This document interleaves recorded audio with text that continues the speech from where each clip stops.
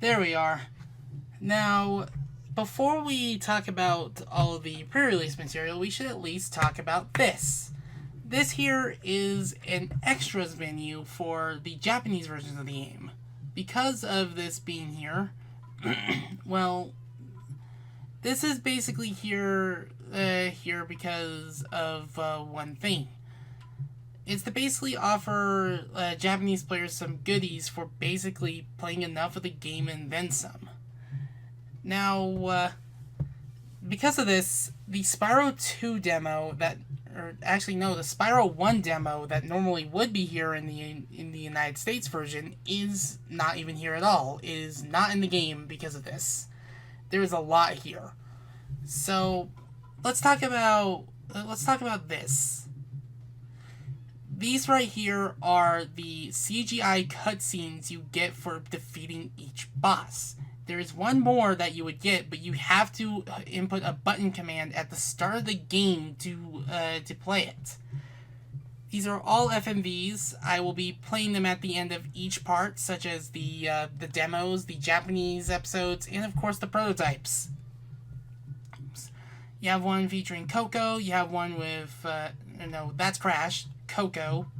I believe this one is Cortex, and of course this one is with Aku Aku.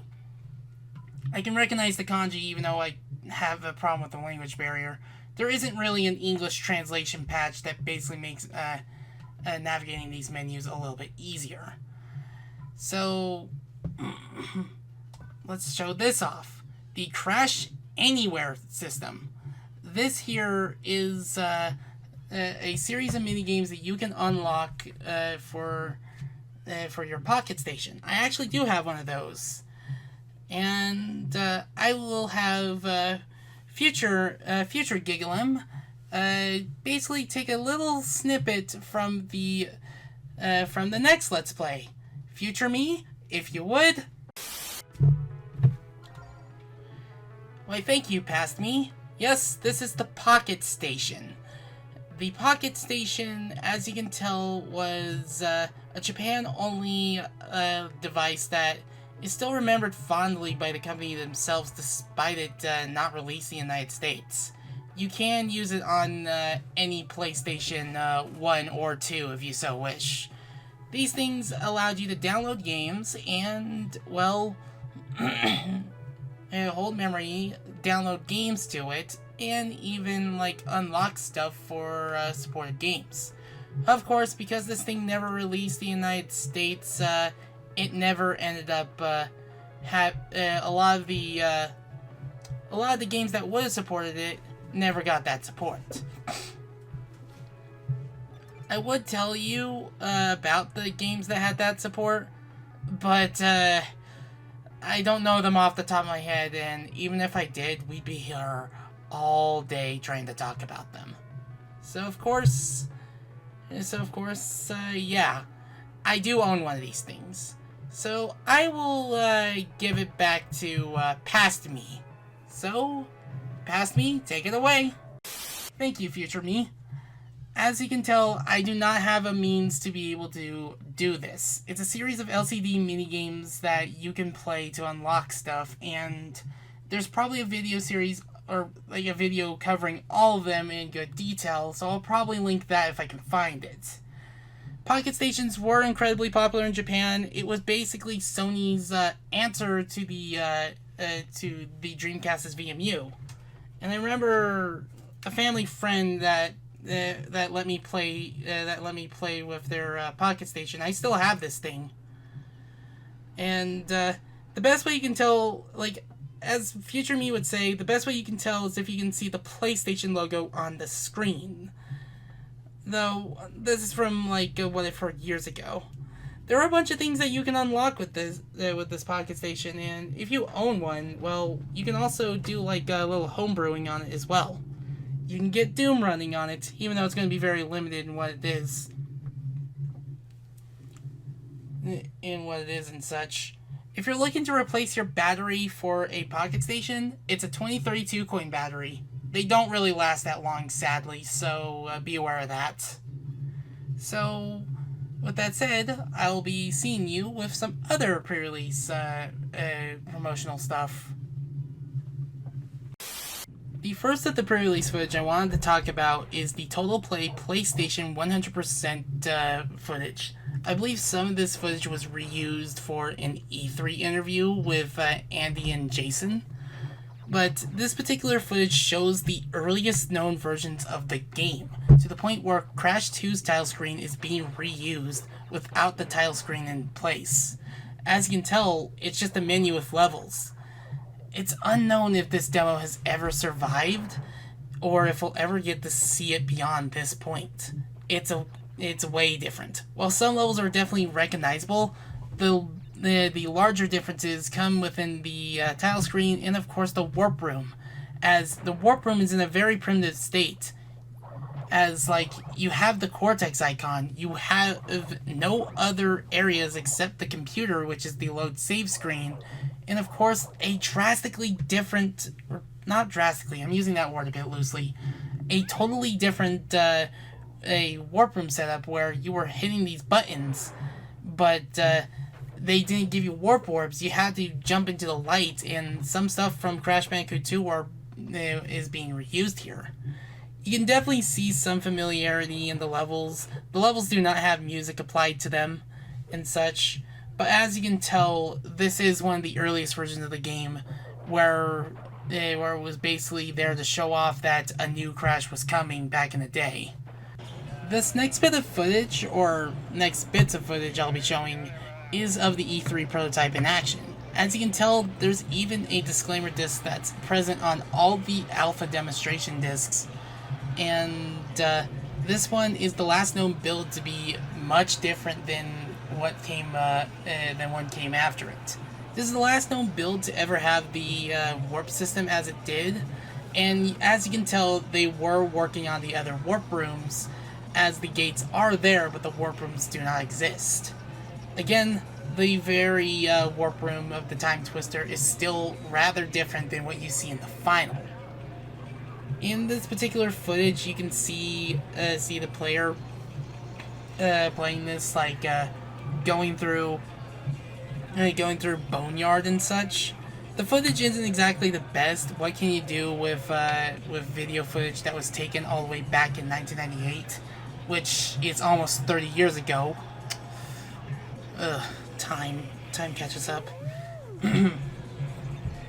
and it's one of the better looks at this game. Crash Bandicoot Warp's logo also went through a couple of changes. The Warped in Crash Bandicoot Warped used to be green, and at one point it was going to be purple before they decided on red. Another trailer that also shows off a bit of this demo is also, well, basically there's two versions of it. The other trailer that covers this particular footage is in Japanese, and it does show that at one point they probably would have called this Crash Bandicoot 3 Warped, as the Japanese narrator refers to this by the English name rather than its Japanese name, being Batobi Sekai Ishu. And it's interesting to see this footage nowadays, as it does show a version that we still have yet to see if anyone can find and, well, dump for everyone to play. I do hope that the E3 prototype gets found someday. It's a prototype that I'll happily cover even if I'm in the middle of another Let's Play, or if I've since wrapped up production of this Let's Play proper. Lastly, we'll be taking a look at these two Japanese videos for Crash Bandicoot 3. And it would seem that the localization process began before the release of the game. As you can tell, the early title screen from the August 14th prototype was also localized, though it's much more basic than the clock that forms the Crash Bandicoot Warped, meaning that the animation probably hasn't been worked on, and it's a lot more basic than what you see. It's basically the August 14th prototype in action, meant to be B-roll for Japanese audiences at the time. As for the other footage, well, aside from the channel name being like Sony Games and Commercials and whatever, this is where the video I found this trailer from. This is basically where I got this knowledge of the vehicles actually having names and the locations for all the other areas. Because they basically did this because they wanted to show the world traveling aspect of Crash Bandicoot 3 while localizing for this game. While the past, present, and the past, the future, and the Atlantis levels were given their own flags. In fact, in the prototype footage we've seen from the very first video we looked at, it was meant to be Atlantis in the first place. Another thing I should bring up is that I did not cover every single bit of pre-release footage and every single bit of pre-release videos from the pre-release page on TCRF. If you want to take a look for yourself, you can go ahead. I linked it below. But for most of these videos, I want to thank Dark Kaiser and Gecko Neko for basically archiving this stuff and continuing to archive and document stuff from Crash Bandicoot's past and such. They've already archived a lot. Now here's hoping to see if they make any more discoveries. With that being said, let's begin the prototypes proper.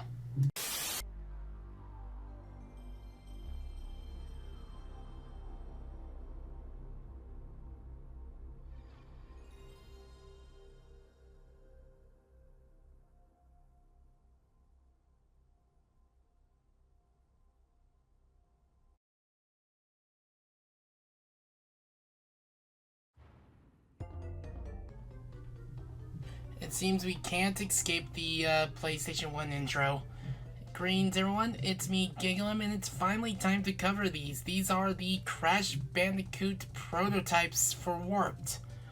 That's not what I meant to do, but I'm rolling with it. As you can tell, that they finally got the intro animation in, but it's still not finished as we're in the void. So of course, because there's still a lot of work to be done at this current point of development, we just immediately drop right in. And there is a not as good ROM dump of one of the alphas that just drops you right here. But of course, we're playing the one that has a little patch applied to it, so I can show it off for you today. First of all, speaking of debug features, I am not showing the debug feature that you have to use a game shortcode to activate. I don't know how to do it on DuckStation in particular, but by pressing, or like this version of DuckStation in particular, I can't remember the other way, you press triangle to basically like open up the gates, and if you were to press L2 in the menu, you unlock all of Crash's abilities. And I believe that also gave us all the color gems. As you can tell, yeah, wait. I could have just done this the entire time by pressing triangle to go past the menus? So that way I can just show off everything? Does that exist in the final? Am I really only just learning about that now? Oh, I've played Crash Bandicoot Warped for almost a decade. At least, probably a little bit more than that. And only now I realize you could do that. Of course, a lot of things from Crash 2 are still, like, present in this game. This is the same engine that uses Crash 2. And as you can tell, Tiny's portrait's from Crash 2, and Crash's portrait is different. You're thinking, wait, isn't that the Japanese Crash portrait? And you're thinking, and you'd be right, but it's a older version of that portrait, and they probably stuck to that portrait for localizing the Japanese version, considering that the Japanese version started localization like partway into development. We don't know what's in here. Like, you can't really go in here. There's nothing in there. It's just for show. But yeah. the one thing you can tell that is also different, aside from the relics and such, is the fact that if you looked at the, if you say, looked at the start of the stage, you may have noticed that that there was a a crate outline, implying that there was, you're probably thinking, oh, do we have to hit a crate at the beginning of, or somewhere at the level to return to the beginning? No. That was how the original time trial was handled. In earlier builds, you can access the time trial state in a very, well, the time trial mode in a very primitive state. And it was originally a box. I'll show it off in a little bit, but be aware that there are going to be some stages that I'm going to have to miss the box gem on, simply because of the pathway that that normally would have a box gem, that normally would have a have an iron crate, has a wooden crate that you can't break and return to the path. So yeah. So I'm gonna go over this as much as I can. I'm gonna try to cover 2 worlds worth of it, and basically there are gonna be a lot of minute differences that I'm probably not gonna notice. Like maybe there will be a enemy placement altercation. Maybe some decorations are there where they aren't normally in the final. Maybe a pit is gone from one of these levels and such.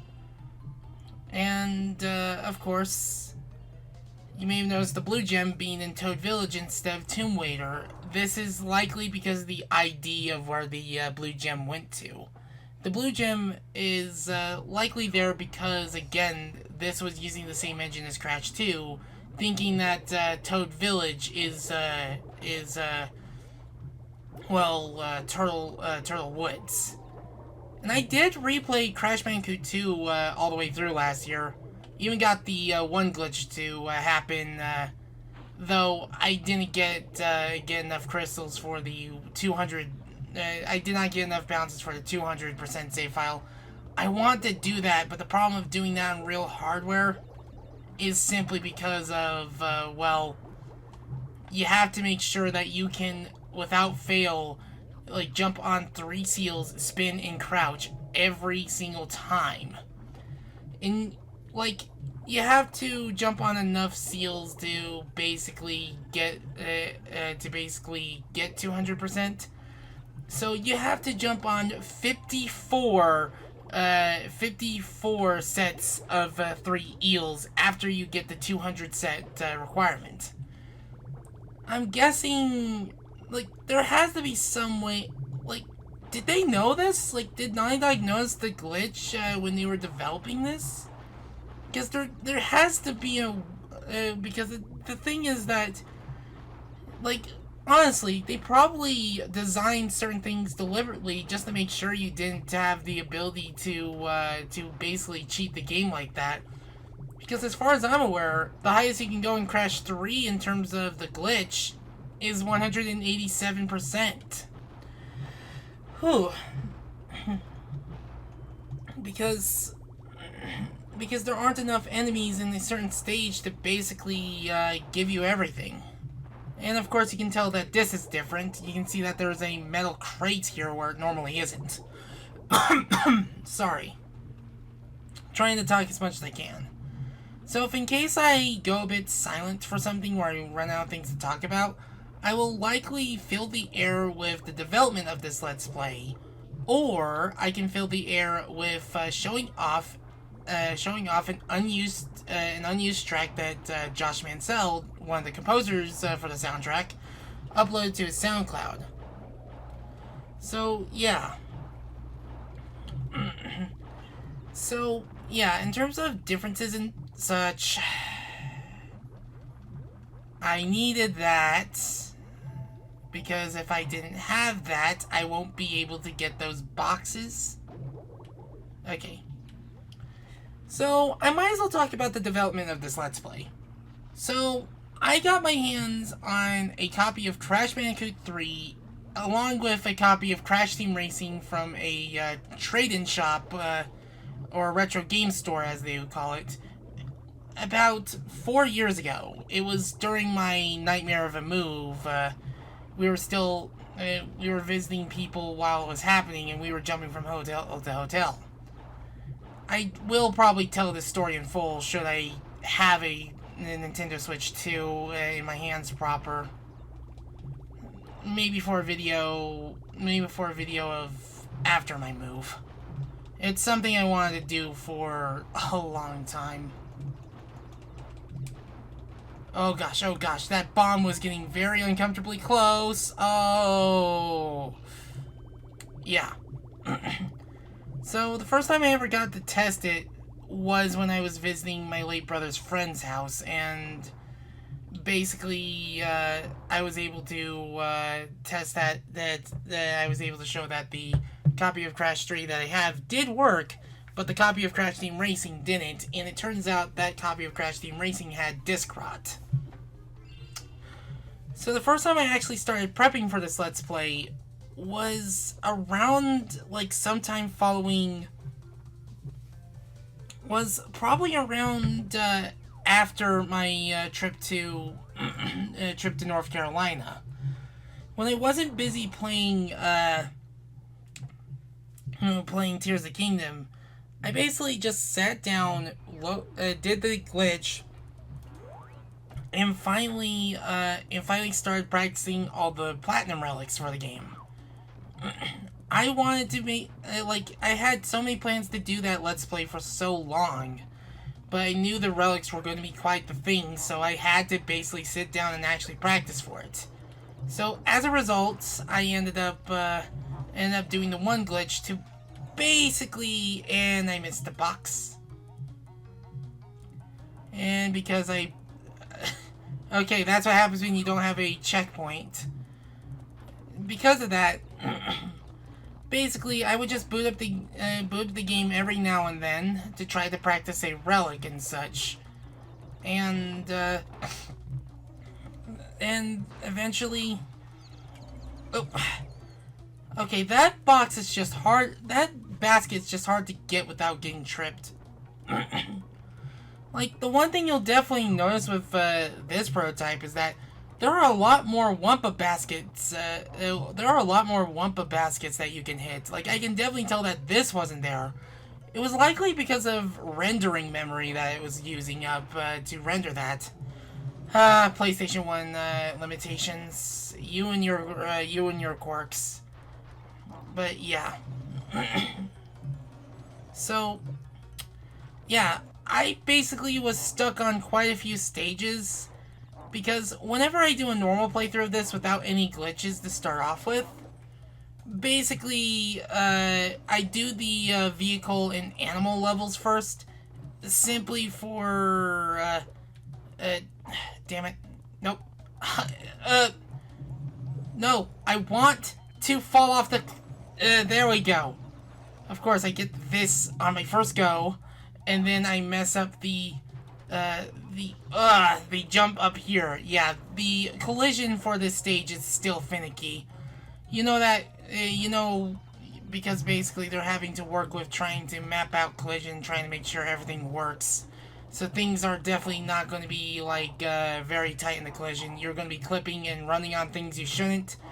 And as you saw from that spectacular performance, I was doing exactly that. So, yeah. So, of course, as you saw right there, that was another case of I'm not supposed to get on that. So, yeah. Let's get this gem and let's get out of here. So, I was basically just looking up route videos. I was looking at a GameFAQs page that I had open for the longest time. And look at that Coco icon. Yeah, that is a very crusty Coco. She's got a 1,000-yard stare right there. So, let's talk about the next stage that I'm not going to show off the hidden pathway. There are likely differences there, but it's just, I don't want to be stuck there trying to outrun a dinosaur and failing every single time. Speaking of which, look at the top of that Triceratops. You may have noticed something. That Triceratops is carrying a scientist. That scientist is absent in the final, and as far as I'm aware, I'm not entirely sure why. Like, was it memory? I'm not entirely sure. Like, no dev has ever brought up the fact that the scientist was not supposed to be there. So yeah. So,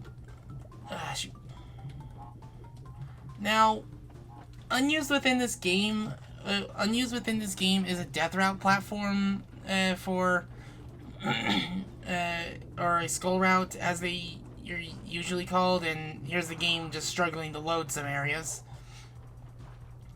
Now this red platform likely leads to the other gem that will just leave the stage and such, but unused within the game was a skull route platform for the prehistoric stages. This is likely a leftover from when they initially had you get to a platform without dying. There are a few platforms that are left unused in this in the final, and there are some unused skull route platforms that are used in this game, specifically with this demo and the next demo. So basically, on that red gem pathway, there is one steel checkpoint crate and one metal checkpoint crate. Those are supposed to be both metal, because I'm assuming that it was likely going to lead to another warp exit, and that warp exit can indeed cause a crash on it. No pun intended. Can crash Duck Station. Like, if I were to cover it on EPSXE, for example, it just loads me into... It ignores certain errors and loads me into into the secret warp room with the first warp room's levels. And, of course, speaking of the secret warp room, there are going to be some unused warp rooms. So, yeah. Let's just hit the checkpoint crate and run. Because I have all the abilities. I've already beaten the game. I already platinumed it. I think I can just let loose a bit. But we're not going to get the box gem for the level simply because of that checkpoint crate. Now, I think in the final game, that particular route just has a crate that has a platform that leads you back to the final. And of course, this is going to start happening again, where I just die so many times because I just miss a box. I would have had 66 out of 67. I think the final game has 66 boxes to break. So, yeah. Be careful of the nitro crates. Those are particularly nasty to avoid. So, yeah. I wouldn't have been able to get the box gem that way. You are able to get the box gem via normal means if you were to play the final. And as you can tell from the relic in this version of the game, it's not a sapphire relic. It is a silver relic. It was changed to bronze for one demo. I don't know if it was changed back to silver, but it was definitely changed to sapphire. But yeah, instead of the initial name for this, this particular stage was originally called I-80. And where'd the box go? Where'd the box go? What? Huh? Okay. I'm gonna blow myself up.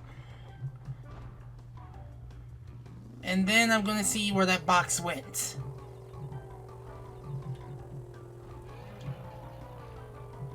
So, I basically went past one of these boxes, and then upon trying to turn around, one of the boxes just disappeared.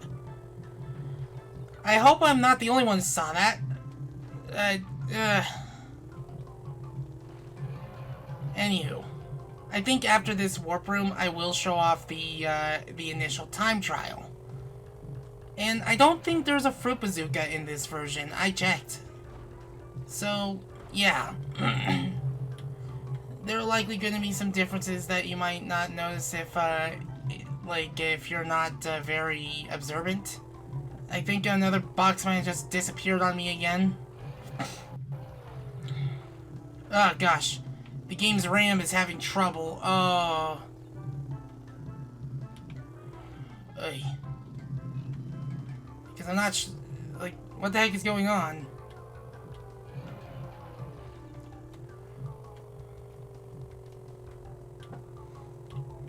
Okay, so, yeah. Ah!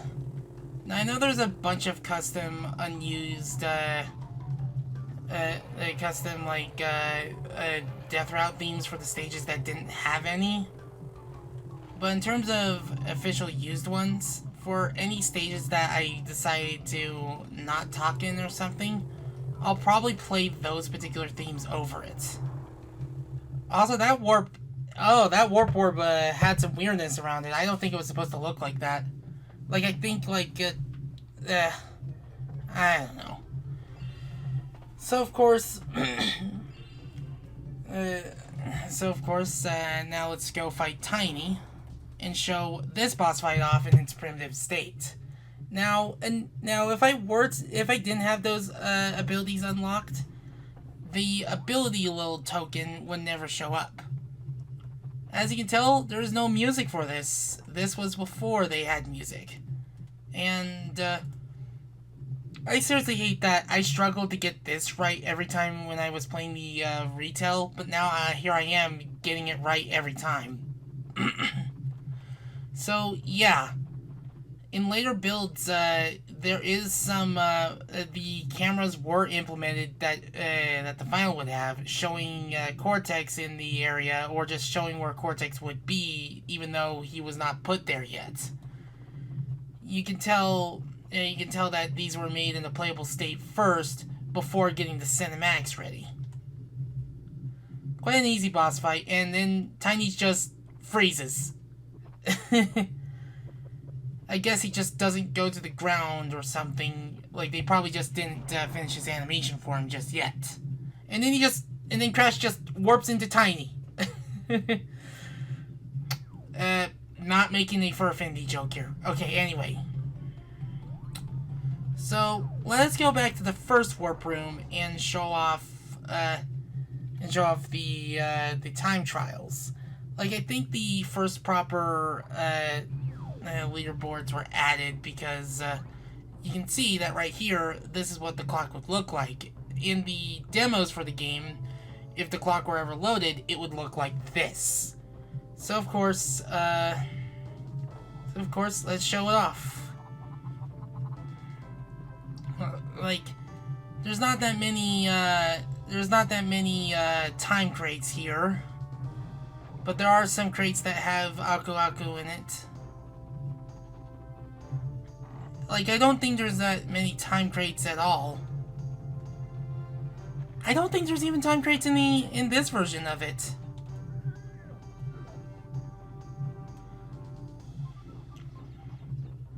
I do wonder, can you go to the bonus stage while the time trial is on there? Maybe upon revisit?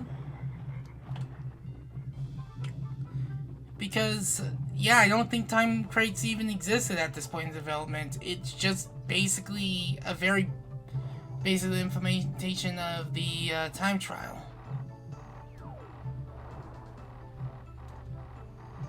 And that's how it is. And the name entry screen is basically almost final. So, yeah, that's how the time trials were in the initial version. And yeah, to select it again, there doesn't seem to be anything indicating that you can get a better rank. As far as I'm aware, platinum is the only rank. Yeah, you just basically get a platinum right then and there, and even then you can't even get 101% in this game because certain stages do not have the do not have all the boxes available for you to break. So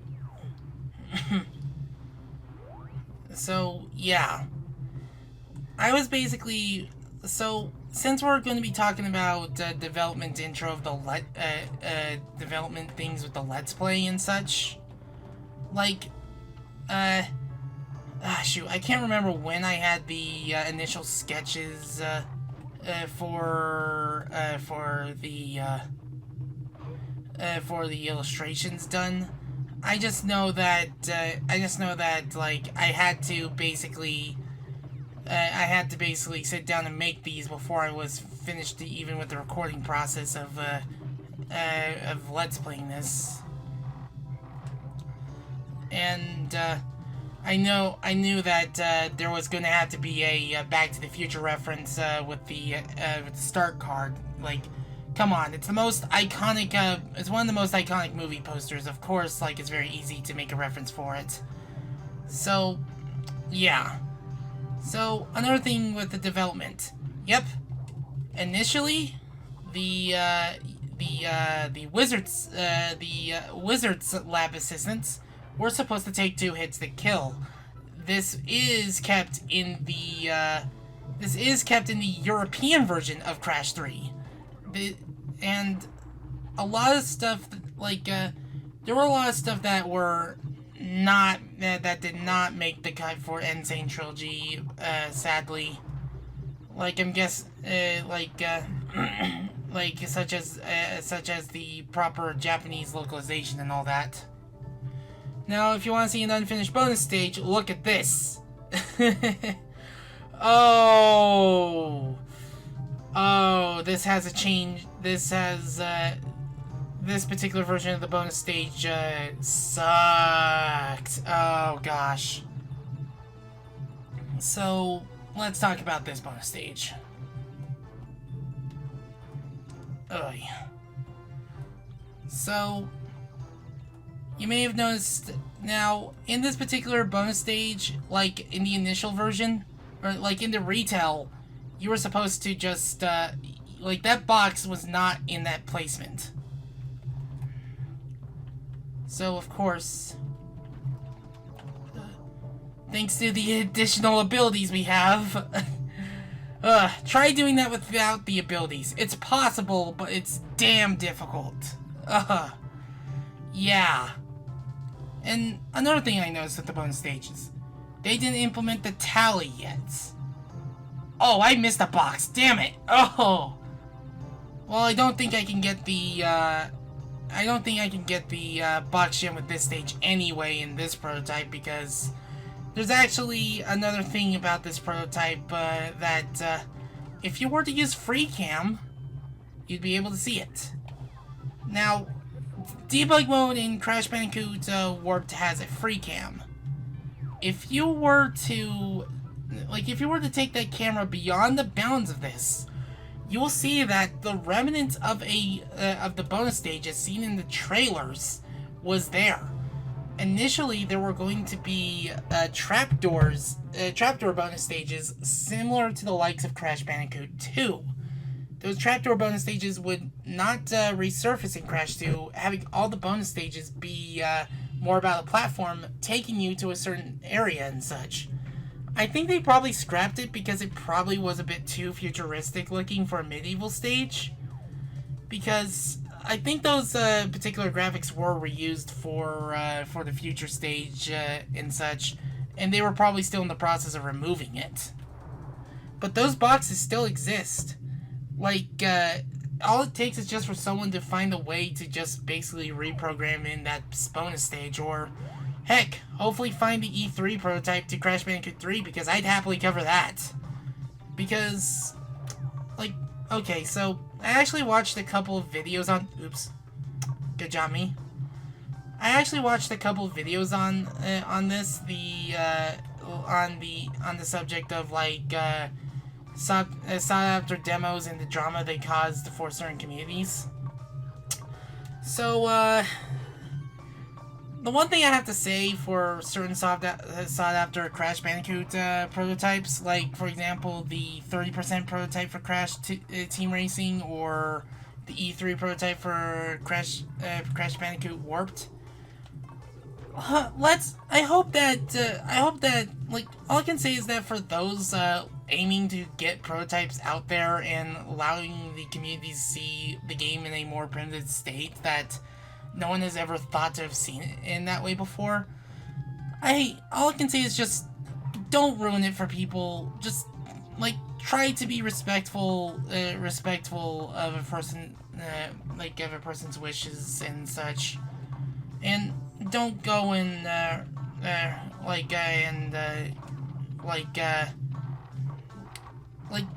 basically what I'm saying is that while people are still in the process of trying to make sure they can release certain prototypes without much of an issue from certain copyright holders, because there's a problem. I know it sucks to not be able to have a developer be able to release a prototype due to copyrights and such. Like, I would love to see that Lemmings prototype resurface on the internet someday. But it's going to be unlikely, and I don't want to count on it. Here's another major difference with this stage. There was a bounce crate put here. So, yeah. But it's just that there were cases of people just basically... that was close. Basically ruining certain things, basically doing some very hostile stuff, all because they just wanted a prototype to finally be seen by the public. And there are complicated stories about that, both for Resident Evil and don't. Sorry, Aku.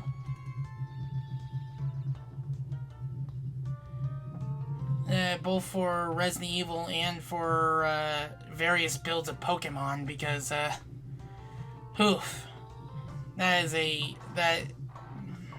is quite the subject. And I guess that is another thing that's different with this particular prototype, is that you saw that I was struggling to even get up there. There we go. Ugh. So, yeah. I'm just hoping that we can get those without much of an issue, and more so, hopefully, we have more community-made efforts to try to get these demos up and preserved for the community to just see what has been eluding us for years. Because the earlier known prototypes to Crash Team Racing, they have the mini-map for Beta Oxide Station, but the layout is more closer to final. There's still that footage with the 4-way pathway for Oxide Station, and yet people still wonder what that particular route looked like in full. We never even got to see what was inside that route. And boy, I really want to see what's inside. I really want to see what's inside Beta Oxide Station. I want to see what other beta tracks that are out there and such. And believe it or not, I still haven't played those prototypes. I have them. I just need to get them running.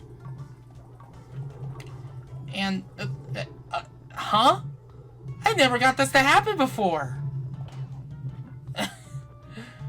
Also, you may have noticed some similar box differences. Oh, that was too close to the TNT crate. I saw it coming. Oh, yeah. Excuse me.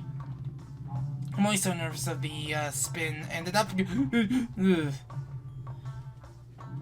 Of course, you and your scimitars. So, yeah.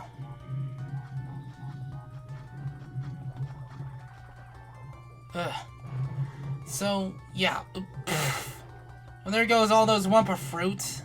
Goodbye, delicious Wumpa fruit. I gotta be careful on where I decide to spin, because I can end up well, doing some very irresponsible stuff. As you can tell, there are a couple of boxes up here and a couple of TNT crates.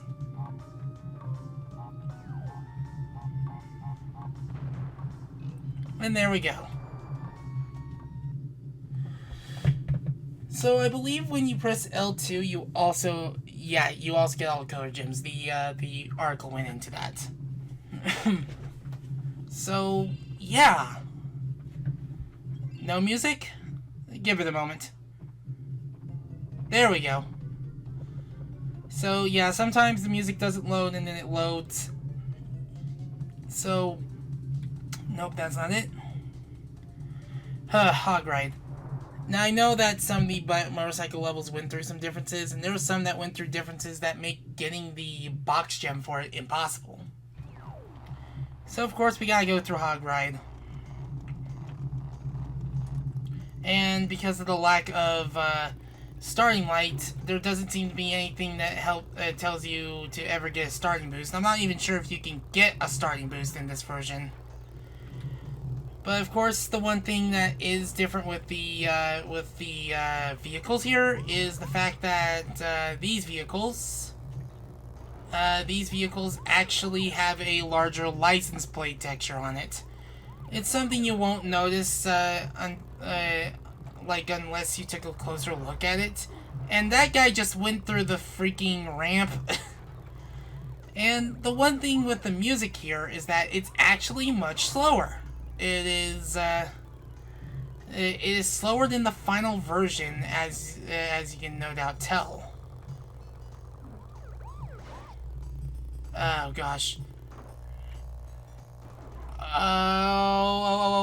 Oh my god, did I actually do it? Oh, I did not deserve to do it. I don't think those ramps are supposed to give you a turbo boost. Oh gosh, that was a sloppy ending, but I got both. I don't deserve this. I really don't. Oh my gosh. Oh gosh. So, yeah.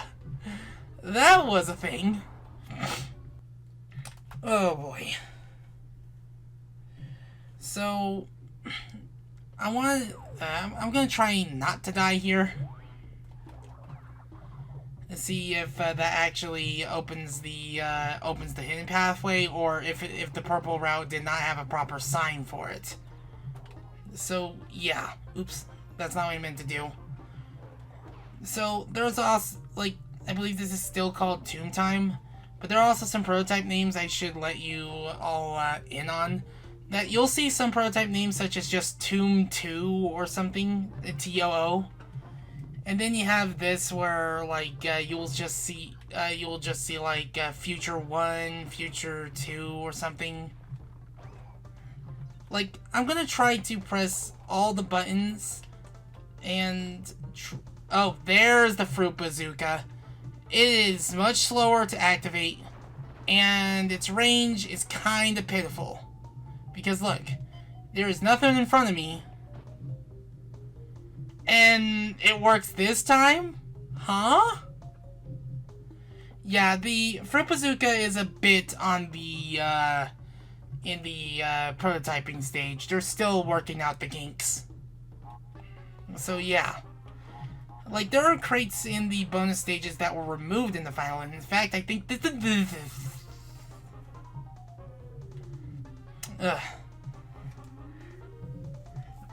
in fact, I think that one part I died in was not existent in the does not exist in the final. So yeah, come on, Crash.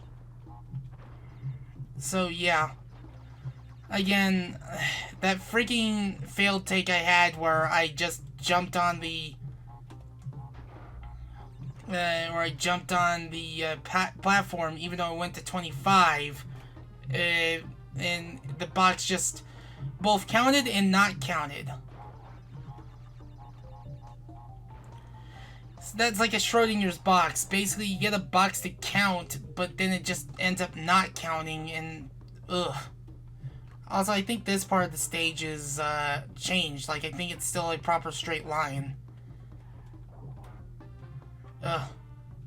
I don't see any hidden boxes, but it's just like, it's gonna stick with me. Just make sure that you see all boxes accounted for in a bonus stage before hopping on that bonus platform. Otherwise, you will miss one box, even though it said 25 for a brief moment. In fact, I could just do this. Yeah. Ugh, man, these parts always gave me anxiety. So, yeah. I'm definitely running out a bit of energy, so I'm basically just making this the last thing I do for tonight.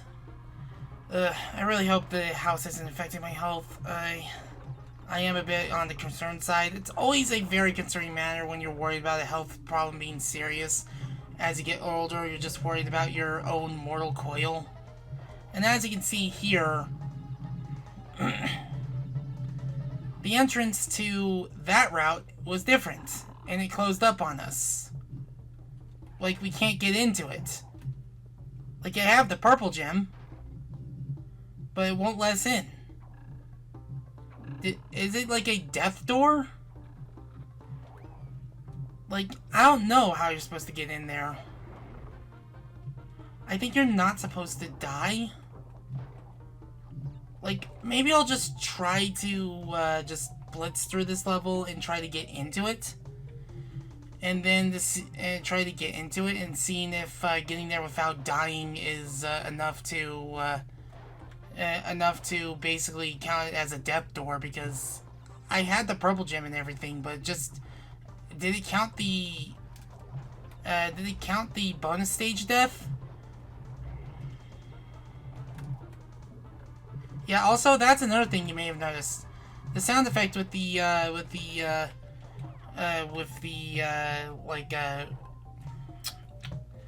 effect with the buttons. It actually played a different sound.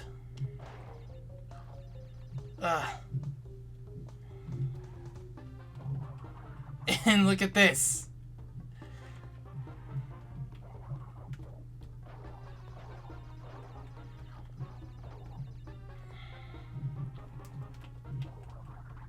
Oof. We're entering the death route backwards! Oh gosh, I am nervous here because I've never entered this pathway backwards. Oh gosh, this is like, shoot, was it Bug Light or Night Fight that I'm getting reminded of? And I'm stuck in the wall. I'm actually entering this backwards. Oh my gosh.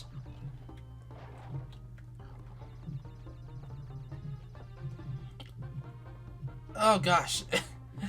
Oh gosh. Oh, that is rude. Oh, I can see why they removed that. Oh gosh.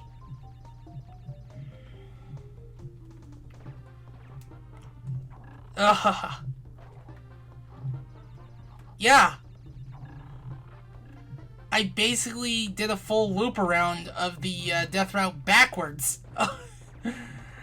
Oh my gosh, the things you can do in recording. I can't believe I decided to actually do that.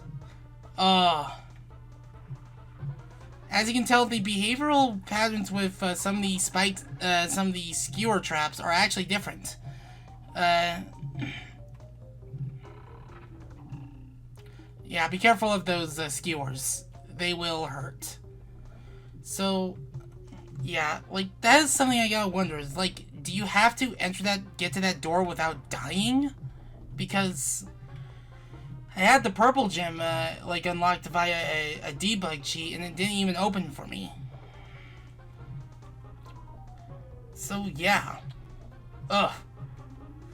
The game's still doing this kind of weird stuff. And even though I have all the boxes, there's no box gem rewarded to you. Like, some boxes are just not in, like, some box gem tallies are not even given to you. Oof.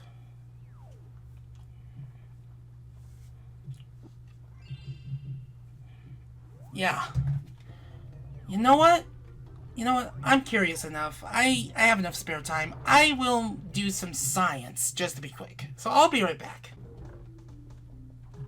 You see, there's the door.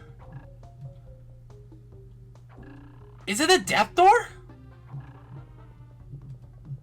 Because it went down after I died in the bonus stage. It must have been a death door. This must have been a scrap mechanic.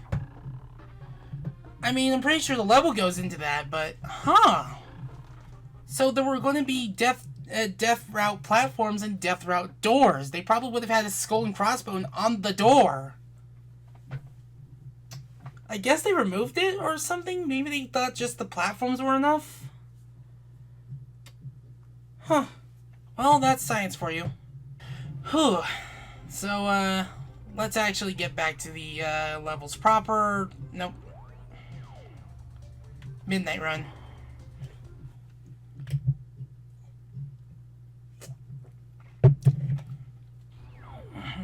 So, of course, it's time to basically hitch a ride with a merp. It's a lion. Yeah, I don't think you can press L2 to,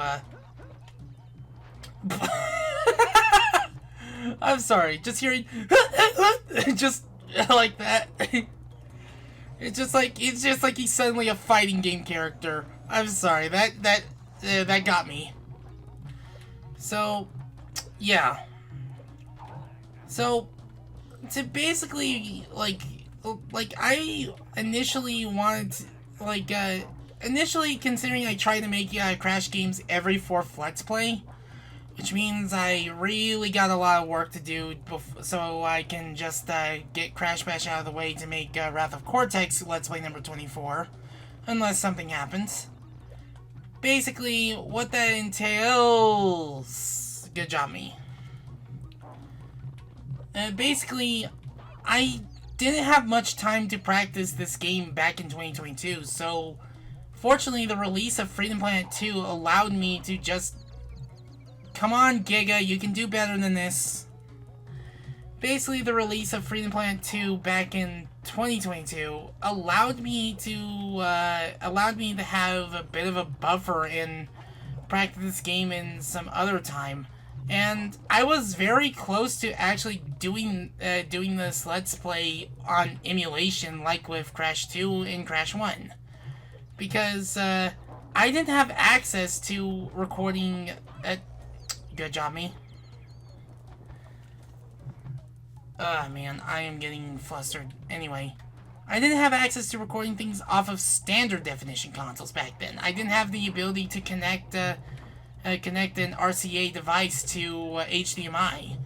And I know now that RCA just doesn't look good on an LCD, and like I can only think of the PlayStation and Sega Saturn looking good on LCDs and CRTs, while the N64 just looks only good on CRTs.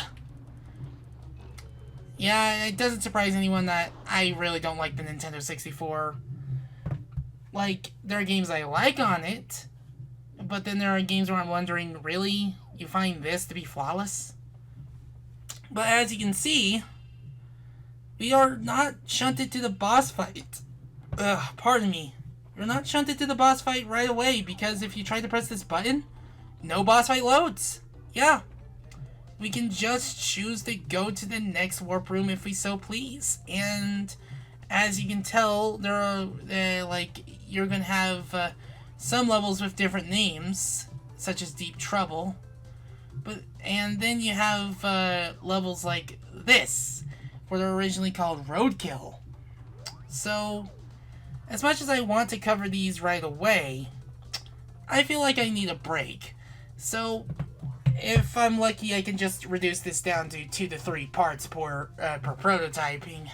And boy, am I going to hate myself for editing all those and such before my move. Anywho, if you want to donate, there's a couple links in the description below. Any amount helps. You can have your name read in any future project I do. Just let me know. How it's pronounced and all that. If you want to follow this series and any others like it, just click the subscribe button and any others and the bell, and you'll be on your way. But you don't have to if you don't want to. The thought is appreciated. So, I hope you're taking good care of yourself, and I shall now bid you adieu.